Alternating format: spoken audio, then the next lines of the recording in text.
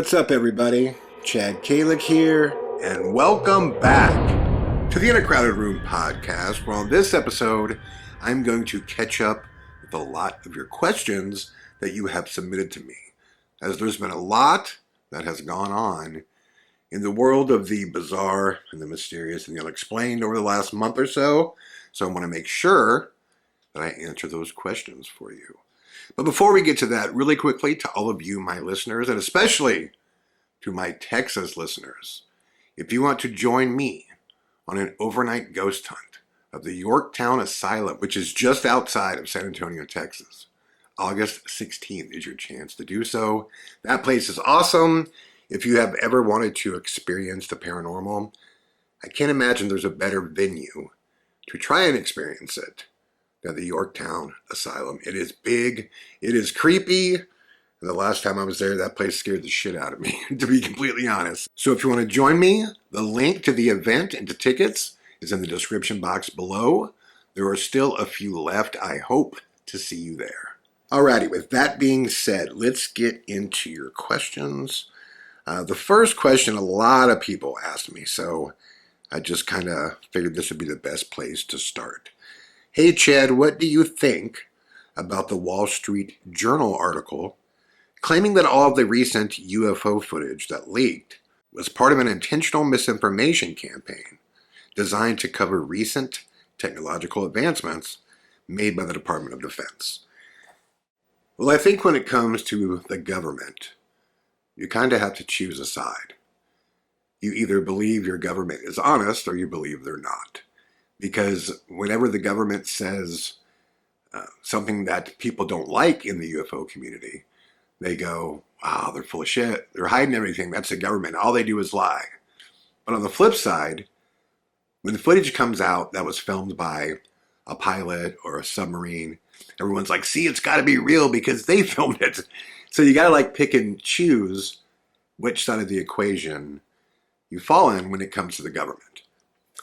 In my lifetime, the government has never proven itself to be an honest entity, right?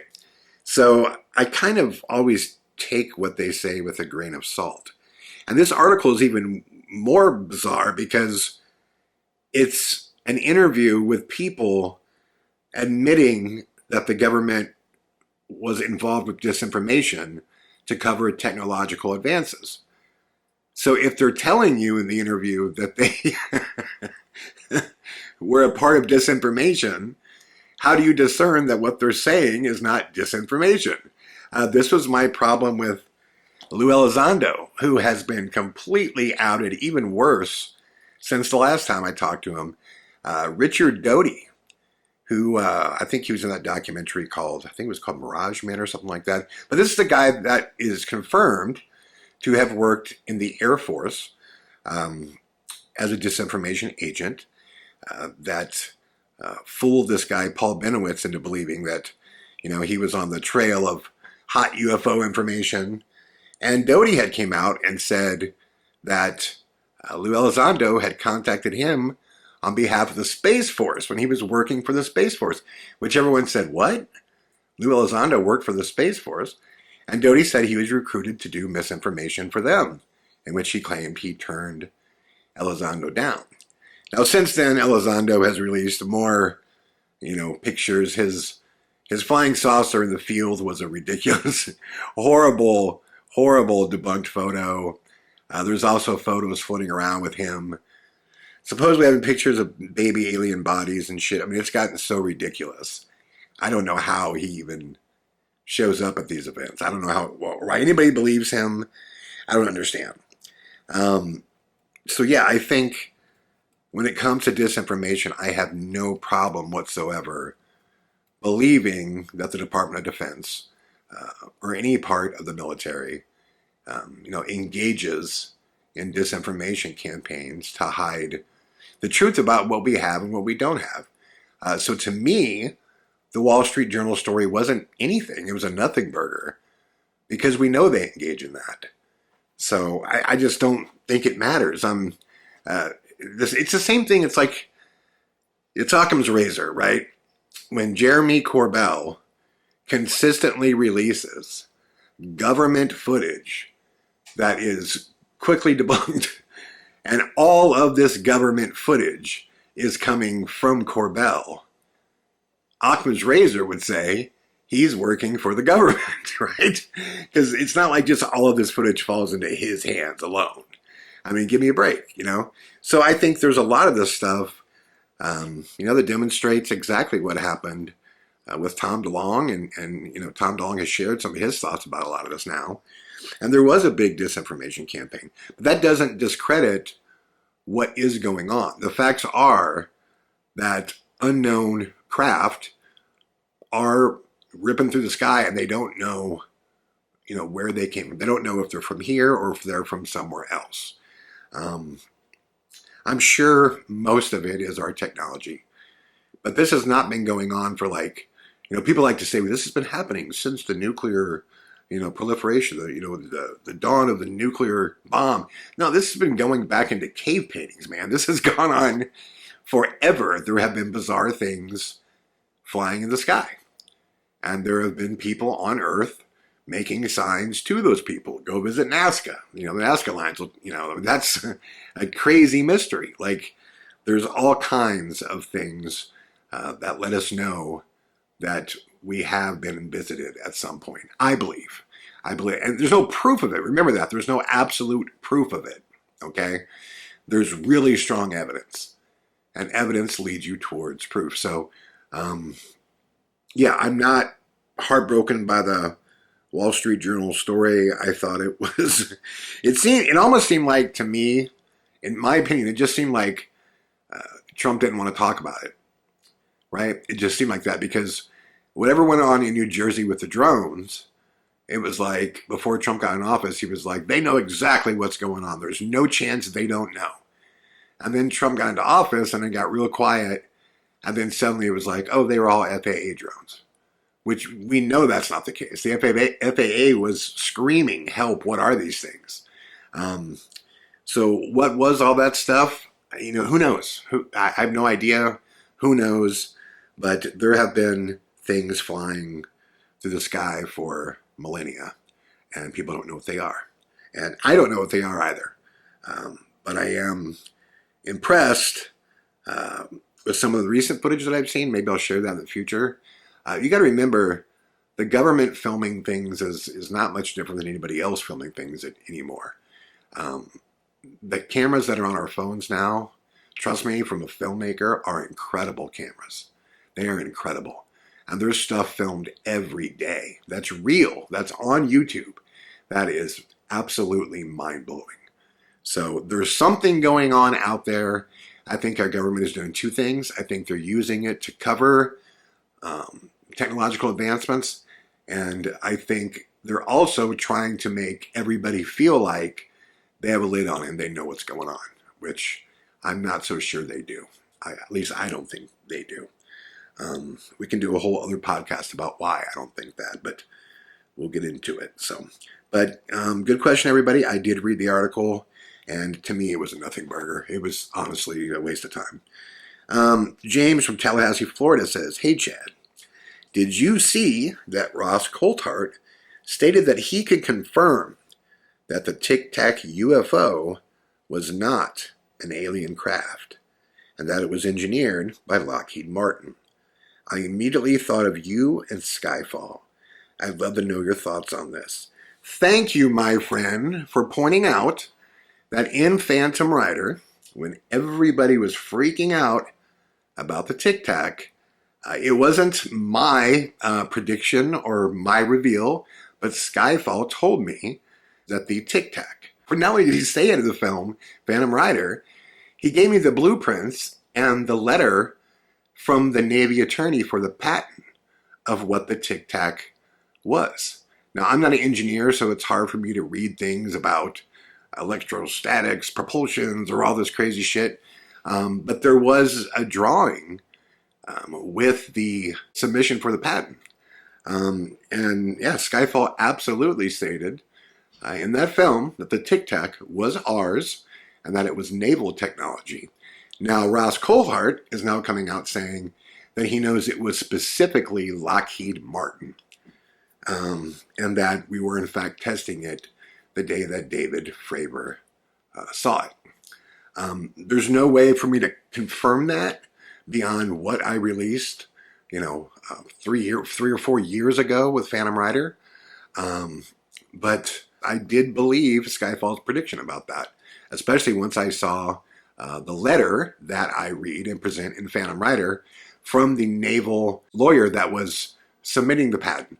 What's crazy is I looked up the lawyer's name, and he was a real lawyer that worked for naval intelligence. So, yeah, I'm not shocked that Skyfall was proven right. At this point, Skyfall has been proven right about a ton of shit. Let's not forget that he was the one who said that right before the fake alien invasion, which will be followed by what he believed to be a authentic alien invasion, and I'm using the term invasion meaning more like a reveal, because he doesn't think it will be like violent towards us, but in fact we would be violent towards them.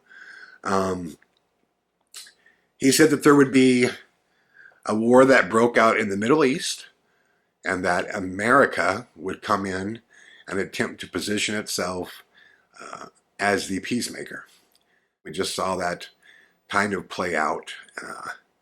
I don't know that I think the way you get that is by bombing people, but there's still a lot of bombing going on right now too.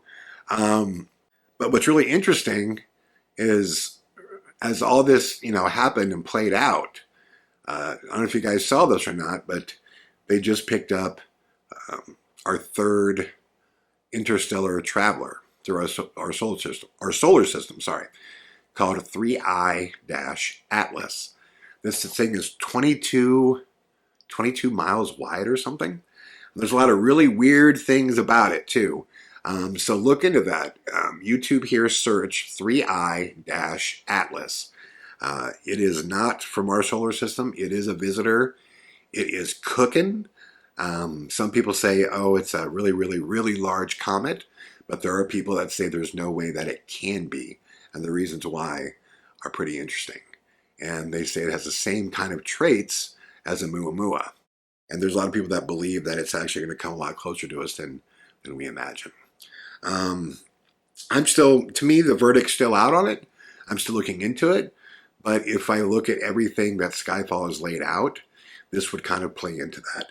I also want to point out that when Corbell gave this date, I don't know if you guys saw that, there was a date on his show on TMZ, and it said 2027. He said that they're going to basically do this fake invasion, this fake alien invasion, and they're going to say there's something out there that they've detected, and it's coming at us, and it's going to be here in 2027. He was right in the sense that there's a date that's been floating around, but in fact, what I've heard for years now is actually two different dates. And oddly enough, neither of them that I have heard were the date that he submitted on that show and showed on his phone. I don't think that was real on purpose. I think he just put it out there because the two dates that I know of were not that. And I don't want to say what they were because I don't need anybody knocking on my door about this shit anymore. But I have heard this rumor and these grumblings about there's going to be some large ship or large object like a 3I-Atlas that's going to be spotted, and scientists are going to be like, we think we know what it is. And then it's going to pull some lateral movement or something and start coming towards us, and it's going to freak everybody out. I have heard that. So, but yeah, thank you for thinking of me about the Tic-Tac UFO being ours. Truth be told, that was a Skyfall submission. He's the one who said it, and I actually believed him at the time. So, looks like he might be dead on with it. So, okay, Kim Jeffries from Arlington, Texas says, hey, Chad, is everything going okay out there with all those riots? Be safe. I was planning on doing another whole podcast about this, but I think maybe I'm not going to, just because I don't want to get into all the political stuff. Like, politics just separates so many people, and Chad Kalick is not about separation, man. But I do want to just be honest about what was going on out here. First off, I don't think a lot of people know this, but when someone says I'm from Los Angeles, what they usually mean is they're from Los Angeles County. There's 88 cities in Los Angeles County that cover about 12 million people. Los Angeles proper, which is where the demonstrations were held, is a really small area that's like blocks long. Like it's really small. Of the actual city blocks that are dubbed Los Angeles. Where the protests began, it was really weird, everything that happened out here, because I'm going to be honest with you, in this town, like this is a protest town. Like throughout the year living here, I've lived here for 20 years now, there's always someone protesting something. That's just the way this city is, and I like it. It's a part of the fabric of this city. If you feel that you're upset about something and you need to get it off your chest, this is a city that allows that, and allows people to gather together and voice their grievances, and I think that's a good thing. Of course, I don't support social unrest that destroys property or hurts people or anything like that. Nobody does, and I totally get that. The thing about this one, this wasn't it. This was not the first night that this happened. There was 280 total people that literally traveled 3 blocks. And the first night that it happened, there was no destruction of anything. And it was really weird because we all woke up and it was on the news. Oh, these people were like getting together. And then the next thing you know, there was like this really kind of like big police presence, which LAPD has, I believe, 6,000 police officers. It's one of the largest police forces in the world. And they are armed to the fucking teeth, man. So they could have absolutely quelled this,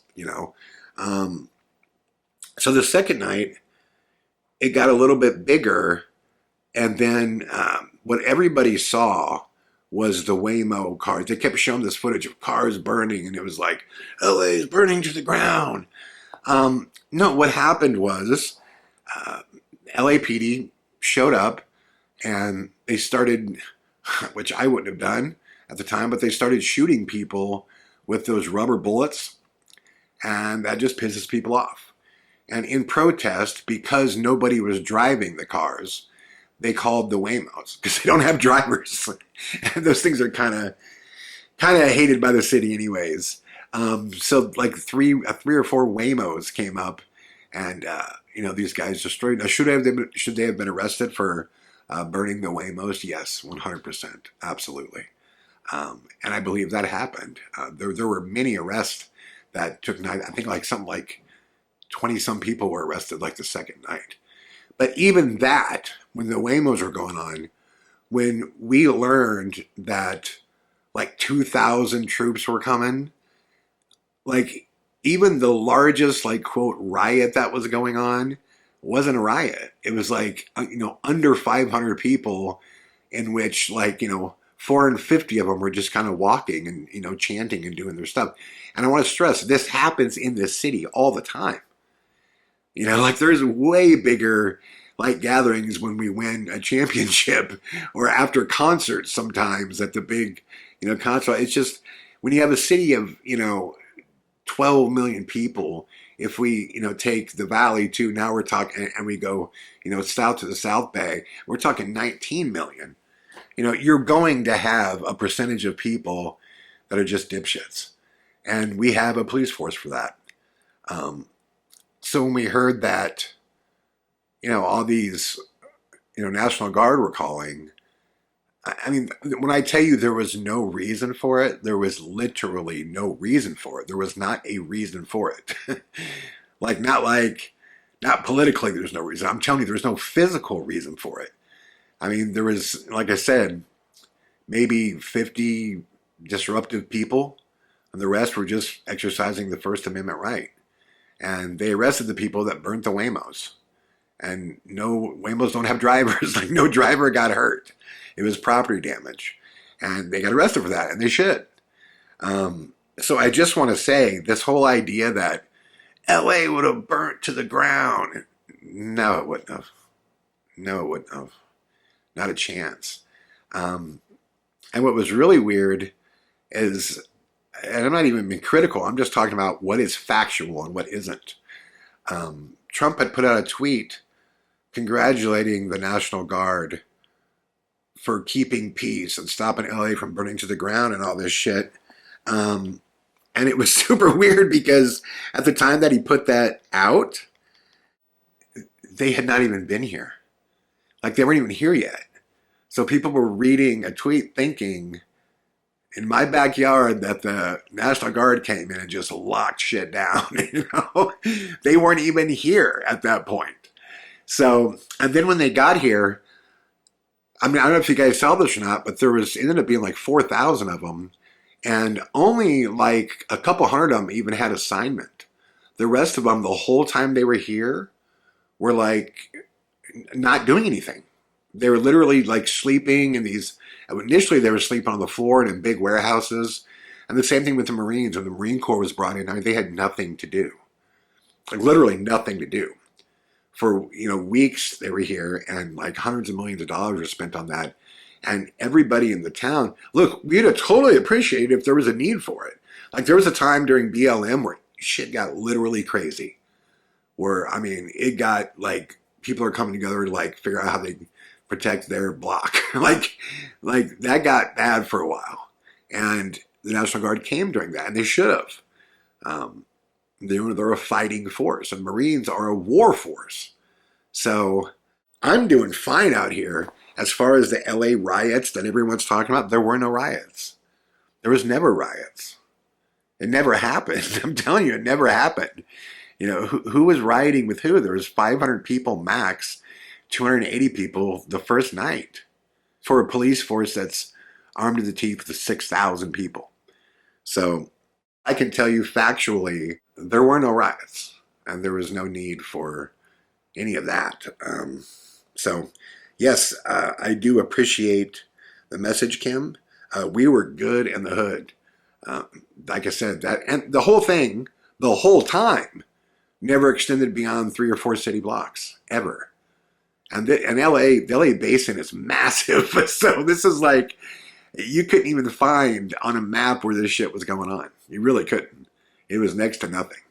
So anyways, but thank you for the concern. I was doing just fine. We were all good. Everything was all good. Okay, Paula from Gold Coast, Australia says, Mr. Kalick, I recently discovered music and I can't stop listening. Thank you, Paula. I know that all of your recent releases are going to be in your Harbingers docuseries, but will there be a way to stream or purchase an entire new album? By the way, The Last to Lie has been on repeat in my iPhone. Keep them coming, sir. Paula, you just made my heart grow 3 times larger. Very, very nice question and comment, so thank you.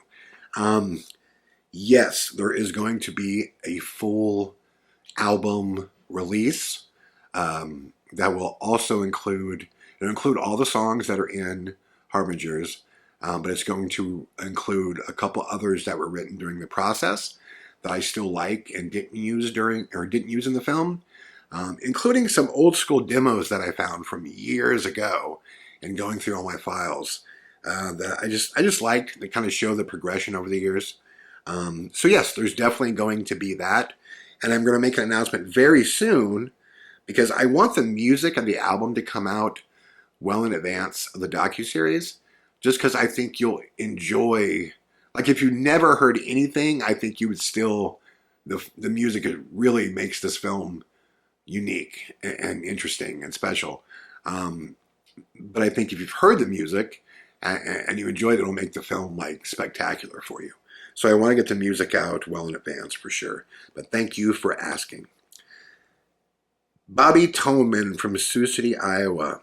You know what's interesting, Bobby Tolman, you listening? When I was in high school, there was a kid from Missouri Valley named Johnny Tolman. I don't know if you're related to him or not, but Johnny Toman was the best damn high school pitcher that I ever, batted against. And he was a guy that literally struck fear in me every time I looked out and saw him on the mound. He was incredible. He was the Missouri Valley quarterback as well. Incredibly talented. Anyways, I'm running on. I just noticed, this is only the second time I've read Toman in my life, so maybe you're related to Bobby Toman, maybe you're related to John Toman. Anyways, Bobby says, have you heard about 3-Eye Atlas? If so, what do you think about it? I mentioned it earlier. Yes, I have heard about 3-Eye Atlas, and I did put this in here specifically just to reiterate that there's a lot of really weird things about that. So go check out, Google 3-Eye-Atlas. I think it's something really weird, and we should keep our eye on it. That's what I think. Kristen Walker from Ohio says, what do you think about Elon Musk's disbelief in UFO or aliens? Is he being honest or covering up? Well, look at it this way. Just like the government, he would have to see or have a viable reason to tell us what he knows. Because he does have clearance, information clearance. So what would be his motivation to tell us what he knows? Also keep in mind, he's receiving billions of dollars, billions, to build rockets. So would it be in his interest to say, there's a different kind of propulsion that's way better that I don't know how to build? I don't think that would be in his interest. So I believe Elon knows more than what he's saying. I also believe it's not in his interest in any capacity to share that information with the public. And I think that's been a problem throughout history. I think it's probably the problem throughout history with getting this information out. Last question tonight, guys, and we'll do this again here in another week. Cole Kinney from Casper, Wyoming says, hello, Chad. Do you think any U.S. administration will ever release fully what the government knows about UFOs? I don't. I think the day they will release it is the day where that shiny flying saucer lands on the White House lawn. It kind of goes back to the same thing with Elon. I don't know how it would be in the interest for Trump or Obama or anybody in the past, Clinton, Bush. All those politicians work in terms of political capital, gain. Like, how does something help them politically? How does it help them financially? I just don't see how them saying, I'm going to release everything I find out, would benefit their path in life, right? Their control, their world. I mean, I think it makes total sense why they all promise it, right? They all say, once I get in there, I'm going to get this shit out there. And everyone's like, yeah, man. Yeah, you will. And no, you won't. I mean, I know everybody was excited for, Trump this time around, to release everything, but my stance was the same. He already had 4 years and he didn't do it. So why would he do it now? And the answer is either there's nothing to release, which all the evidence suggests that's not the case, or the answer is it's not a benefit for the president to release that information. Because this is not a Trump thing. This is an all-president thing. They've all said this. Clinton wanted to release stuff. Bush wanted to release stuff. Supposedly Obama did. They all promised it. But it just never happened. And I think we got to kind of stop maybe, pushing the government so hard to say what they know, especially because I just don't believe them. But maybe start trying to figure out why they wouldn't and how do we kind of untie that knot. Like, how do we make it beneficial for the government to share with us what they know? And I have ideas on that, but that's a different podcast and a longer conversation. But That's what I think. I think we need to figure out a way to make it beneficial for them to share the information with us. Because until it is, I just don't think they will. Having said that, guys, you can always send your questions to me at aghsoldiers@me.com. That's aghsoldiers@me.com, me.com. Let me know what you guys are thinking. Let me know what your questions are. No question is out of bounds or off base. Fire them in. And yeah, I will answer them soon. Until then, I'll be back tomorrow with another podcast, my friends. Much love and all the best.